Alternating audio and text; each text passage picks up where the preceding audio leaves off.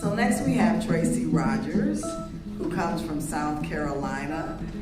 Like most of you, and that was one of the things I would say about this effort, you all went through a lot of changes. There were job changes and a lot, some job changes and just some changes in preparing for this. And so similarly, Tracy also went through a job change in the middle of this, but still courageously and with commitment and with fortitude finished his project.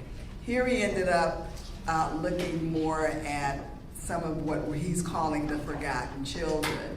And so with that compelling title, I introduce to you Tracy Rogers.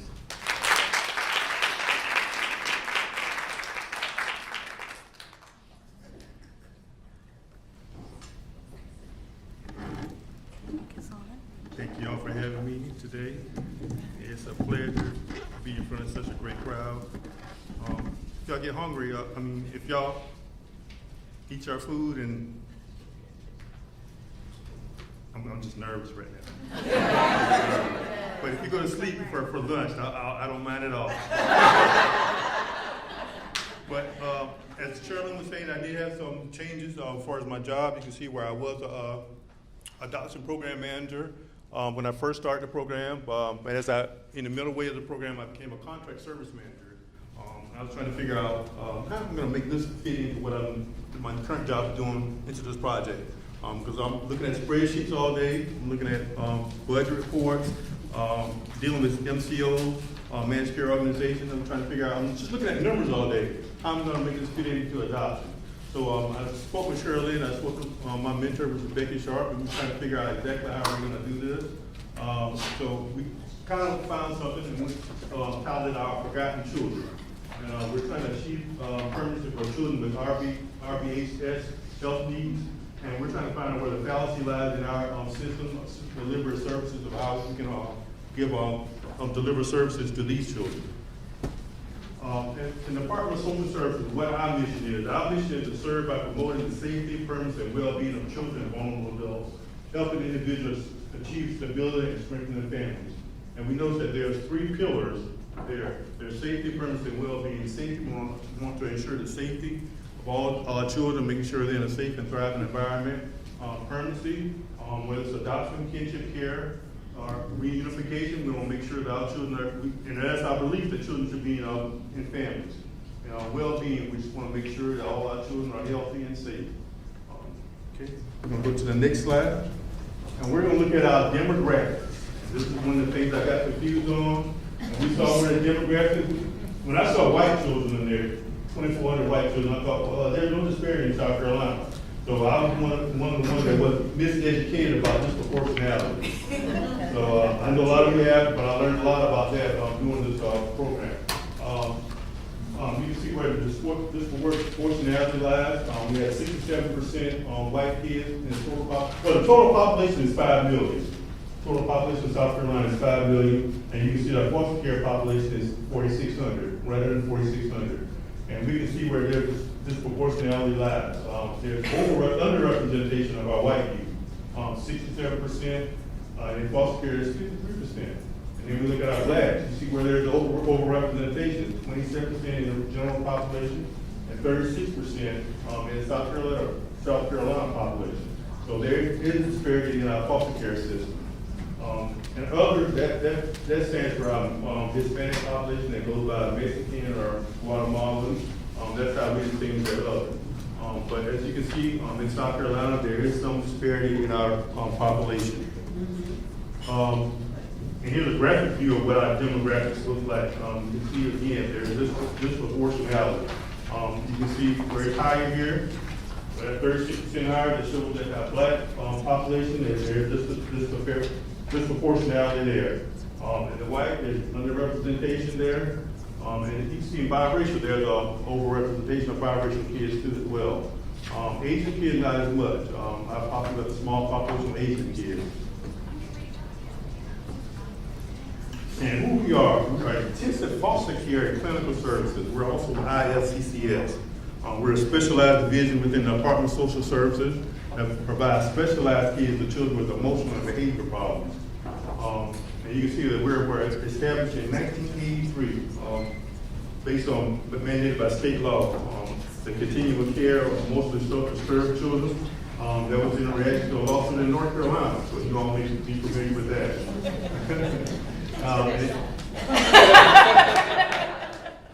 And then extended in 1994, we created an interagency system of caring for emotionally disturbed children, which is also called ISONET, and that was in response to our budget response for therapeutic placements. We were spending too much money, our budget was collapsing, and we just trying to figure out a way how we're going to save money to caring for these children. And ISONET, the purpose of ISONET is to authorize services that garner the least restrictive environment for these kids. We want to give them a stable environment. Once we give them that stabilized environment, we can look at other options for them, perhaps placing them for adoption or reunification. But we do want to get them in the most stable, least restrictive environment, the least restrictive environment. And a lot of these kids are severely emotional and behavior disturbed. If they're in our therapeutic placement, of course, they're in custody. And there, ISONET does transcend across the agency lines. You can see where there's a collaboration with mental health, Department of Mental Health, DDSN, and DJJ. So they all contribute money to DSS to contribute to the care for these children, emotionally disturbed kids. So we do have that interagency collaboration that extends with ISONET. And who do we serve? And of course, I said that earlier, we serve children that are emotionally disturbed, have emotional and behavior and psychiatric problems. Of course, the kind of problems that they have: autism, attachment issues, bipolar, and schizophrenia. So we have some kids, very sick kids in our care to care for. And of course, a lot of them have a lot of acute hospitalization and PRTF. So of course, psychotropic medication. So these are our sick kids. So we try to make sure we get the best services in place for these kids to make sure that we can get them in the least restrictive environment, stabilize them, and then get them in the least restrictive environment. Because we also want them to achieve permanency for them as well. Like I said, when I was a caseworker, I did have that perception of them as well. These kids can't be adopted. So that was one of my misconceptions I did have for those kind of children. And a mission within a mission. As I said earlier, that's our mission, is to get these kids in the least restrictive, most normalized environment, because we want them to be in a normal family setting. We want to make sure these kids are as normal as possible. We're moving them from their home environment, so they're going to a new environment, so we want them to be as least restricted and be in a normal setting and enjoy the community services as a normal family would. And what are our levels of care? Our diagnosis assessments, that determines our level of care. We have a diagnosis assessment. Also, our MCO also contributes to that decision of what level of care a child should be in. We have therapeutic foster care 1, TFC 1, 2, and 3. It ranges from moderate to severe. And we also have group care level 1, 2, and 3. And also group level 2 and 3, there are most severe kids are in those places. It must be authorized by our clinical specialists. And our most restrictive environment is PRTF, and they must be authorized by MCO, our managed care organization within Select Health. What they want to do is get the kids in there in and out as quickly as possible. A lot of times when the kids go in there, they don't get the treatment that they need, so they recycle through again over and over. And they don't really get the necessary treatment that they actually need. So we end up at square one again, and we start the process over and over again. So we're walking in circles trying to get that kid stabilized where we can at least put them in a permanent environment. And how many kids that we have in these level of care? We can see the most that we have is group care 1. That's most kids, 503. And TFC 1, 2, and 3, they're stabilized there. And of course, our most restricted environments, PRTF, and group care 2 and 3. And describing that underlying problem. And here's where my PICO is. The children with severe psychiatric and developmental delays who are legally free for adoption are provided with adequate therapeutic intervention as well as targeted recruitment efforts will it result in the likelihood of these children being adopted? So that's the $1 million question. And you can see, these are the children who are legally free. We always only looked at the ones, selected the ones that were legally free, and in group cares 2 and 3 in our PRTF. And those are, like I said, our most restrictive environment. And every time we leave children in care is 5 years. And the longest time in care, the average time is 5 years. The longest time in care is 14 years. The shortest time in care is 2 years. So we have some very astronomical, staggering numbers there for these kids. And our permanency plan, of course, we look at the bigger picture. We want to make sure that kids are placed through reunification, kinship care, and also adoption. So a lot of times we can't get them adopted, but the permanency plan for most of the kids are adoption by others, which is 93%. The time frame to achieve the permanency of a TPR for these kids is 6 years. So it does take some time. That goes at 15 out of 22 in this case. So it does take a significant amount of time to get these kids adopted, or at least legally free. The age demographic, 14 years old, the average age of these youth. And also entry into care is 11 years old. And what I did a case sample outline. What I did, I reviewed 6 sample cases. We're going to go through 3 of them. We looked at years in care, the placement history, and diagnosis, and what precipitated their trauma, and what services we provided, and how we could have done better. And here's case sample A. This is the first case I got when I got on the job, my contract administrator job. I had a 17-year-old. She in foster care at the age of 2. She's been in 22 placements. And she was 7 years old when her rights were terminated. She was sexually abused in a foster home.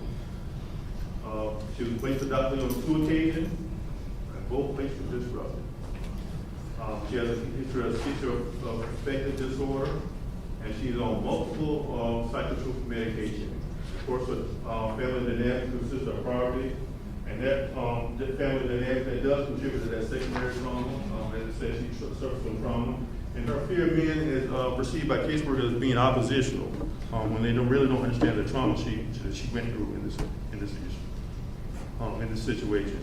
And what we did, we implemented family therapy for this child, parenting classes, drug abuse rehabilitation, and of course we placed her on 2 occasions. We tried to make connection with her siblings, but her parents refused therapy.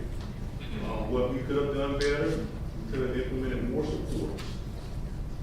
Achieve TPR. We did achieve TPR at a timely manner. We did get to place her on 2 occasions, but we should have done more training on grief and loss with this child. Because she disrupted on her birthday, and I guess the family would have been trained on grief and loss and trauma, and also the workers, then maybe we could have preserved this placement for the child. And sample B, this is a 16-year-old male. I think the second day I got case I got. And basically what we do, we try to, with my case, we try to place these kids in a PRTF facility, and I usually look at the numbers. A lot of times it's like $30,000 to place these kids there for a short amount of time. So that's a lot of things that I do look at.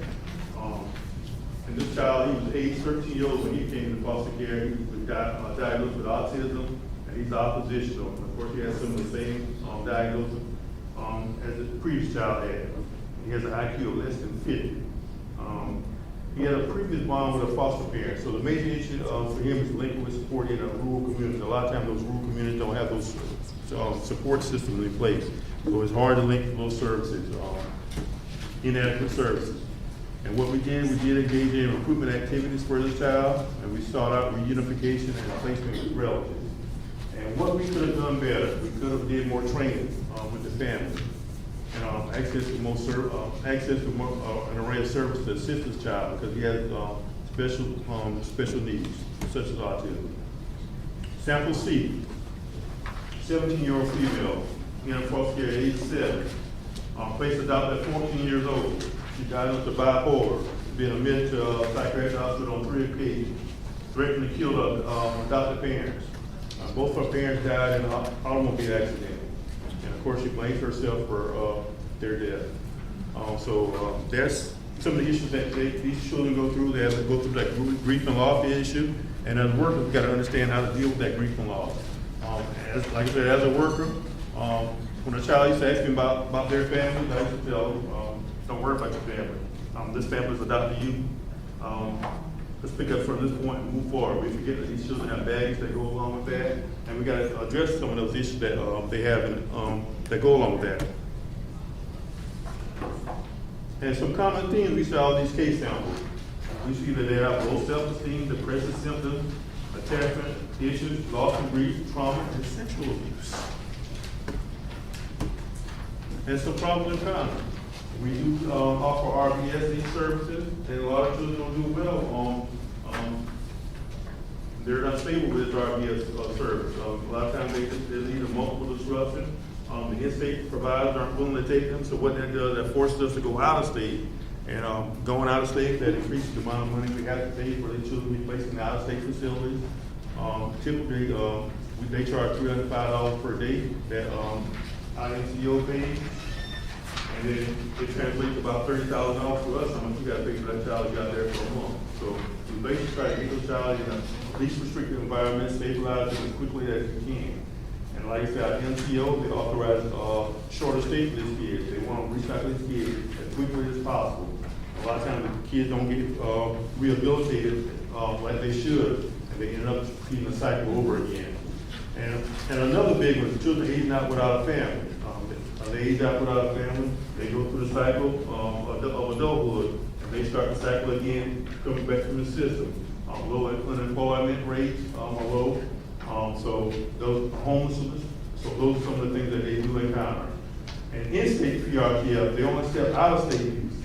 So they accept out-of-state youth so they can be paid at a higher pay rate. And what is the solution? And the solution is for us to engage in targeted recruitment, to specifically recruit families to adopt children with behavior and psychiatric problems. And we also need to use training as a foundation to train these parents. And also establish a network of systems, array of services for these families so these services can be accessible. And in response to Family First legislation, we need to expand our front-end services, make sure those front-end services are available so we can address the effects of trauma at the first point of contact with the agencies. And in our situation, we need to work with DHHS to list that moratorium. So other providers can be added to our RBHS contract. And that's another big issue that we have. We can't get a lot of providers on there. And when we can't get those providers on there, they don't accept our kids, and of course we have to send them out of state. And another solution to this problem is training. And what we're going to do is utilize NTI as a core foundation of our training. We're going to mandate it for everyone. We're one of the 6 pilot states that participate in the NTI program. The NTI addresses some of the issues of healing from loss and grief, healing from trauma, a lot of attachment issues. We see that it's being practiced model, risk assessment, and trauma-based, and of course it's free. I think I need to that tagline that's free, I created that. Every time we go to the NTI training, I tell them it's free, and I think everybody's picked up on that. So I think I'm going to patent that one. And here's some knowledge gain from NTI. We can see the value in it. Pre-test scores, 16%. And after post-test, we went up to 92%. So we see that a 76% difference. So definitely Mississippi, you definitely need to take advantage of NTI. Supervisor at 8% post-test pre-test, and we went up to 87%. So that's saying we got supervisor at 8% on pre-test. On understanding loss and grief. Yeah, on loss and grief. They don't really understand loss and grief. Yeah, that's a supervisor. And then look at others, enhancing attachment, 21%, went up to 86%. So we can see the value in NCI. So we encourage all states, it's free, to take advantage of this training. Bridging the gap. It's our ultimate goal to get these kids stabilized in a least restrictive environment. We want to give them the least restrictive environment so we can achieve the purpose of a loving family through adoption, guardianship, and kinship care. And here's some accomplishments that we did. And here's some of our potential outcomes. Our accomplishment is the rate of adoption we have. If we can get those kids that we're forgetting about, our VHS kids, to get a family for them, to get them in the process where they get stabilized and get adopted, our numbers can increase even more dramatically. Now, child welfare imperative. Children do not adopt. Adults fail to provide an adequate level of responsibility for children need. All children are adoptable. It's going to take special families to adopt these special kids because, like I said, they are adoptable. We got to look at the glass here, kind of like this glass here. It's half full, it's half empty. However you want to say it, we got to look at it being half full. It takes special families to adopt these kids because they are adoptable. And how is MPLD? How has that helped me out? That's my process as far as managing it up. And of course, like I said, I went through a lot going through this process. Changing jobs from adoption to contract, that's been a challenge. I went through a lot of stuff that we talked about, the racial stuff, I did go through that. The nepotism, I did go through a lot of that. A lot of times, they put these people in place and then they want you to train them. So we have to go through that. And they tell on me when I don't train. So they tell my supervisor that, well, he's not helping. He's not doing what he's supposed to do. So he's not helping us training, and we got somebody else new. So I went through a lot doing that process.